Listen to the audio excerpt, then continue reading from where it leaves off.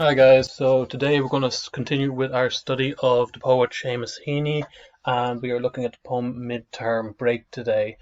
This is probably one of the more popular poems by Heaney that we study at junior cycle, so it's likely that you may have come across this before, perhaps in first or second year, or maybe you could have even come across it in primary school. But it's a very beautiful poem, and there's a lot of detailed language in there that we can analyze. Okay, so even if you've looked at it before, it's still great to go back and see if you can get more out of it this time. Okay, so to start off today, a quick little question for you, a quick little reminder of some poetic terminology. What I want you to do is just write down the meanings of each of these following terms. So the terms onomatopoeia, color imagery, and colloquial language. And there's a hint there on the screen about one of them. So pause now, write down just what the definition for each of them. If you're unsure of any of them, make sure you use the internet and just look it up and make sure you're clear on those three terms. Okay, well done to everyone who got them. So onomatopoeia, that's the example on the board. So boom, boing, bang, tap, tap, tap. It's when the sound of a word represents what it's describing. Color imagery is quite straightforward. It's when we use a particular color to represent certain meanings. So, for example, red would often be used to represent either anger or perhaps love or perhaps passion, okay, depending on the context. White is often used to represent innocence. Black is used to represent things that may be evil or mysterious. And lots of blue could be used to represent calmness. There's a lot of different meanings behind colors in our language, and just be aware of when a poet is using a particular color, there may be a reason or some kind of prior knowledge that we have of the meaning of color that they are trying to draw on. And the last one's colloquial language, and this is where we use the language that people speak at the time or in a given place. So, for example, we all know that people at different ages speak in very different ways. So, for example, you guys would speak somewhat differently to maybe your parents might speak, and that's your colloquial way of speaking. We know that people in Ireland here might speak very differently to the way people speak in America. That's the colloquial Irish way of speaking. And so often, especially when we study Irish poets, we come across phrases that are inherently Irish and don't really make sense outside of Ireland, or certain ways of speaking certain phrases that maybe connect with an older Irish man or an older Irish woman, things like that. And it's to do with drawing on our familiarity with certain phrases and certain ways of speaking that a poet might use colloquial language. Okay, so well done if you got the answers to all of those. So, objectives for today, we're looking at the poem Midterm Break, and we want to fully analyse this poem today. We want to be able to offer insightful details about the poem, and we've already started on a bit of revision of key terminologies for the study of poetry. Now, there is no extended paragraph or essay writing for this lesson, but what I do expect everyone to do is to really go into detail in their annotations. Okay, so I'm going to go through half the poem with you, and kind of we'll go through some annotations then, and then you're going to do the second half annotating by yourself. And I really want to see a lot of detail. Really, push yourselves here. The more you put into this, the better it's going to be for you overall. The more you're going to learn about how to deal with poetry. We'll also then have a few questions at the end, but they're not full paragraph length answers that I'll be looking for. It'll just be shorter answers for today. Okay, but I'll get through each of them in a few minutes. So the poem itself, the poem is up on OneNote, so you can see it there. I'll also have it attached to the assignment on Teams. And it's Midterm Break, so just read through it first. I sat all morning in a college sick bay, counting bells and knelling classes to a close. At 2 o'clock our neighbour drove me home. In the porch I met my father crying. He had always taken funerals in his stride, and big Jim Evans saying it was a hard blow. The baby cooed and laughed and rocked the pram when I came in, and I was embarrassed by old men standing up to shake my hand, and tell me they were sorry for my trouble. Whispers informed strangers I was the eldest, away at school, as my mother held my hand in hers and coughed out angry, tearless sighs. At 10 o'clock the ambulance arrived. with the corpse staunched and bandaged by the nurses. Next morning I went up into the room. Snowdrops and candles soothed the bedside. I saw him for the first time in 6 weeks, paler now. Wearing a poppy bruise on his left temple, he lay in the 4-foot boxes in his cot. No gaudy scars, the bumper knocked him clear. A 4-foot box, a foot for every year. Okay, so you can see that it's quite a emotional poem. We're looking at a very emotional topic. So the poet is the narrator here is a boy who's away at school and is taken home from school to attend the funeral of his younger brother who has been hit by a car. So his younger brother, and you see it in the last line, a 4-foot box, a foot for every year. His younger brother was 4 years old and was hit by a car and passed away. So he's there at the wake to be at his brother's funeral. We can see that there's a very vivid image going on here. We can see how he walks into the room. We can feel the emotions and the stillness in the poem.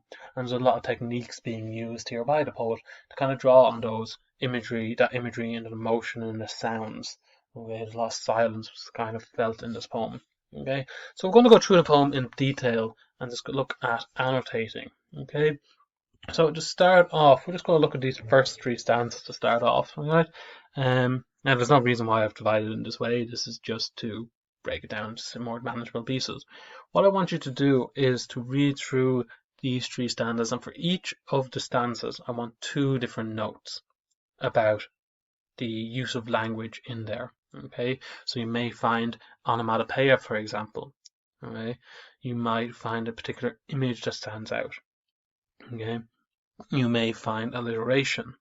You may find certain colors within here. Okay, there's a lot going on. There's a lot of feelings within this. So what I want to ask you to do now is just to pause the video and spend at least the next 4 to 5 minutes on this task. Okay, and don't move on until you have found 2 different notes for each of these. Okay, try your absolute best. Right, the more work that you put into this, the better it's going to be for you. Okay, so you can pause here. Okay, so I'm hoping that you've all taken that time to go and find some annotations before we move into this. Alright, so I'm going to go through these 3 stanzas with you. Okay, I'm not going to do this for the whole poem. This is just to make sure, to give you a bit of confidence to see that you are going along the right paths, or if you're not 100% sure, just to give you a bit more insight on how to go about doing this. So the first note that we're going to make is about the title. And we can say this is somewhat of a misleading title, okay, because it seems to refer to a bit of a happier time, midterm break, a break from school, when children would be and students would be very happy to get away from school, okay. But what we actually might later realize is this break is not necessarily a break from school. Yes, he is getting away from school. There's a play on the word here, and the break could refer to his family now being broken by the loss of his brother, and there's a very harshness to that break. Okay, there's something that's broken, maybe within him, within the family. Obviously, his little brother has been broken by the accident with the car. Okay, so we can definitely point out something going on with the title there. Okay, so make sure you make that note if you haven't got it already. In the first stanza, sick bay. So I sat all morning in the college sick bay. By referring to the sick bay, we automatically know that something's wrong. He doesn't say he sat all morning on a chair in the reception area. Okay, he doesn't say he sat all morning outside in the yard. He's in the sick bay, so something must be going wrong if he's in the sick bay. Okay, so there's a bit of preempting, a bit of foreshadowing of something going wrong here. We might pick out the word nelling, and that's onomatopoeia. Okay, and this helps the reader. So most readers of these poetry may be adults who are no longer in school, and this is reminiscent of the school bell. Okay, something that people are very familiar with from their time in school, and we can hear the sound of the bell and brings us back to this time of schooling and maybe a more innocent time for a lot of people. There's also a reference to the bells are very much connected with funerals. Okay, for those of you who've been to funerals, you will know that they ring the bells as the body is being moved. So there's two few different meanings there behind that onomatopoeic nelling. Okay, it's definitely trying to bring us into the world of that the narrator is experiencing. Okay. Now I know I'm going quite fast because I just don't want this video to go past. I'm trying to keep it definitely under 20 minutes. At 2 o'clock, our neighbours drove me home. There's a question here: why is the neighbour driving me home? Why not the parents? So when we hear this, between everything that's gone on, the sick bay, right, the break in the title, the nelling, we can start to figure out that maybe something's going wrong in the family. There's something very out of place here. Now, don't worry if you didn't pick that out consciously at the start. What the poet's doing here is he's setting up an atmosphere that when we get to what's happening later on, it all makes sense. We don't necessarily read this first stanza and think, oh, someone's family must have died. But when we get to that section, the atmosphere is already established. It's not this huge, totally unexpected. The whole thing makes sense as a unit, but that has to be established early on with the atmosphere. Yeah. So there's a few things. That's not everything you might get from the first stanza. Some of you may have picked up one or two other things, and we will discuss anything else you picked out in tomorrow's live lesson. I'm in the porch. I met my father crying. So he's drawing on gender expectations and stereotypes here to emphasize how distressing this is. So it's not a usual image to see that people would draw on, especially for the poets who are looking back a few decades. The father crying shows just how distressing this is, that he is broken. This father at the time especially would be very much seen as a symbol of strength.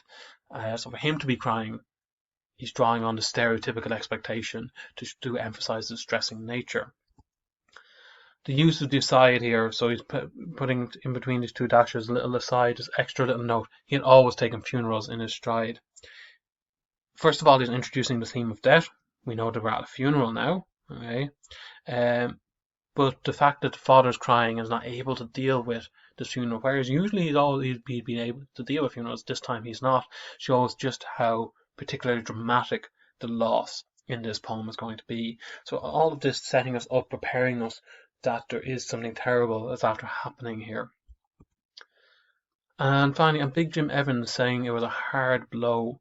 This colloquial language, the hard blow, okay, is trying to bring the audience into the world and help us relate to the characters. Okay, for some to say a hard blow, it's not a it's a colloquial phrase. It's a kind of slang term, and by using this, he's trying to help us. It's more realistic than saying something more formal, and it's trying to bring us into the world. This is something we could definitely imagine a man, Big Jim Evans, saying about the father. Okay. The baby cooed and laughed and rocked the pram. So we've onomatopoeia again here, cooed and laughed, and the sounds of the baby is trying to represent innocence, and innocence is a big theme in here. We're going to see, you may keep an eye out later on for some colour imagery. I've already mentioned the meaning of colours. Think back what colour I mentioned to be related to innocence. It might come in useful when you're doing a bit of annotation in a few minutes. It makes us think of the loss of innocence of the victim. Okay, that look at this world is very innocent. This family is a young, innocent family, and when we get to the loss of the brother later on, this idea of innocence has already been established for us. Okay, and so we've talked about juxtaposition as well. We're putting two things that are very opposite, very different beside each other to point out the extremeness of a situation.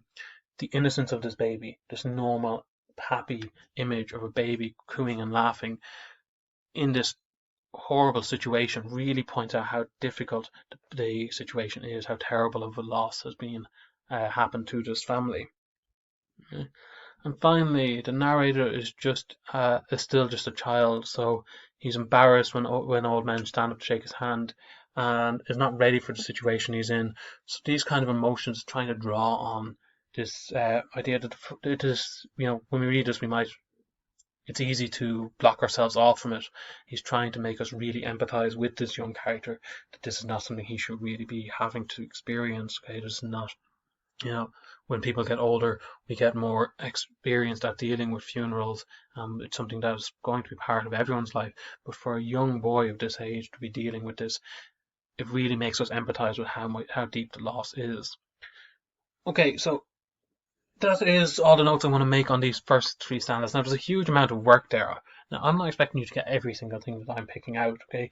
This is just an example of some of the types of things that you might have picked out, okay? So you may have picked out words like sick bay. Really look at it closely. Is there anything you can pick out?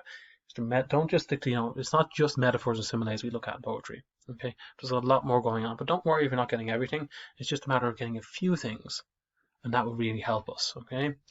So the next 4 and a bit stanzas, I'm going to let you look at yourselves, okay? And I'm not going to give you any answers today, but tomorrow in our live lesson, I'm going to be asking you to give me some answers, okay? So I'm going to be asking for a few annotations from people for this, okay? Now, I've already spoken, there's a reason I've picked out color imagery at the start. There's a reason colloquial language, we've already seen it, it may come in again. There's a reason why I've talked about onomatopoeia. Think about these things, okay? There's some other techniques that you're aware of that you may pick out as well, right? But you should be spending the next 10 minutes at least going through this, okay? Really try and push yourself, okay? Because when we get to, this is part of exam focus as well. If we get to, if you're coming up against an unseen poem, you need to be able to pick out a few things, okay? Don't worry if you don't get as many notes as I got, okay? I'm not expecting that, but I would expect at least 4 to 5 notes from these stanzas, please. Okay, so 4 to 5 notes you're aiming for here. Okay. Alright, so that'll be the main focus for today.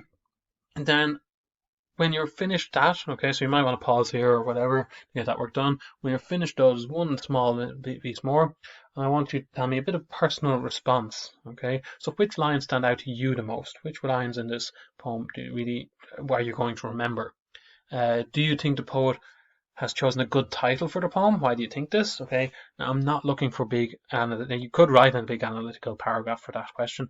I'm not looking for it here. I'm just looking for a bit of a personal few sentences response, okay? And name 2 techniques which the poet has used which you think are particularly effective. So we pointed out a bunch of them. You'll have found even more in your annotations. Here's one. Say, okay, I think onomatopoeia is really well used here. Here's our example, and here's why I think it is. I'm just going to be asking you to speak this to me, okay?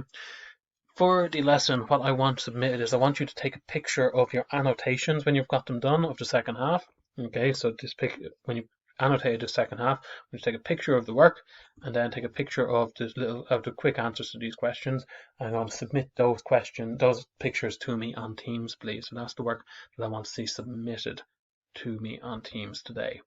Okay, any questions about anything we've been through today, please just drop me an email. We will go through this poem in a bit more detail tomorrow, but it's really, really important that everyone gives it a shot, tries to get something out of it. It's really important to build those independent skills today.